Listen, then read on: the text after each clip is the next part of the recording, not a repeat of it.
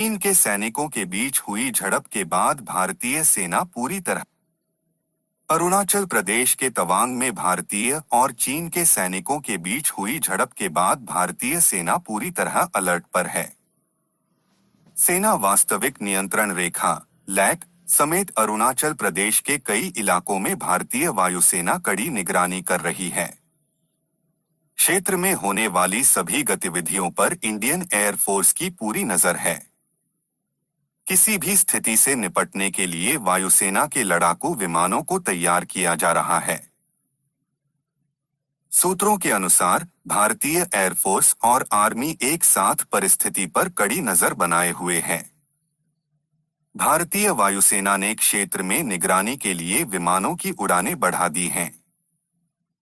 इसका मकसद साफ है कि किसी भी तरह से भारतीय सेना अब पीछे नहीं हटना चाहती है और अगर चीन कोई नापाक साजिश करता है तो उसका मुंहतोड़ जवाब देने की पूरी तैयारी है। सोमवार को भारतीय सेना ने दी थी जानकारी। मालूम हो कि सोमवार को भारतीय सेना की ओर से तवांग में हुई झड़प की जानकारी दी गई थी। भारतीय सेना की ओर से बताया गया था कि इस झड़प में दोनों पक्षों के सैनिक घायल हुए हैं। मंगलवार को लोकसभा में भारत के रक्षा मंत्री राजनाथ सिंह ने इस झड़प को लेकर जानकारी दी है। राजनाथ सिंह ने बताया कि दोनों देशों के सैनिकों की झड़प में कोई भी भारतीय जवान शहीद नहीं हुआ है और न ही कोई जवान गंभीर रूप से घायल है। राजनाथ सिंह ने बताया कि चीनी सैनिकों ने घुसपैठ की, जिन्हें भारतीय सैनिकों ने उनकी पोस्ट तक खदेड़ दिया। साल 2020 के बाद चीन और भारत के बीच यह पहली बड़ी झड़प है।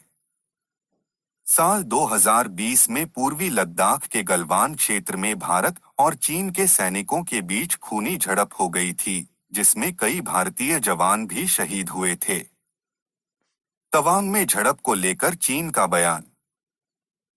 तवांग में भारतीय और चीन की सेना के बीच झड़प को लेकर चीन की सेना ने भी प्रतिक्रिया दी है। चीनी सेना ने आरोप लगाया कि भारतीय सैनिक अवैध तरीके से सीमा पार कर रूटीन पेट्रोलिंग कर रहे चीनी सैनिकों के काम को बाधित किया, जिसके बाद दोनों पक्षों में झड़प हो गई। वहीं चीनी सेना की ओर से कहा गया कि भारत बॉर्डर पर ड्यूटी करने वाले सैनिकों को सख्ती के साथ नियंत्रित करे और चीन के साथ मिलकर सभी सीमावर्ती इलाकों में शांति बहाल करे। दूसरी ओर चीन के विदेश मंत्रालय ने भी इस झड़प को लेकर बयान जारी किया। चीनी विदेश मंत्रालय की ओर से कहा गया कि बॉर्डर पर स्थिति स्थिर है। हालांकि चीन के विदेश मंत्रालय की ओर से सैनिकों के घायल होने को लेकर कोई जानकारी नहीं दी गई है। Live TV post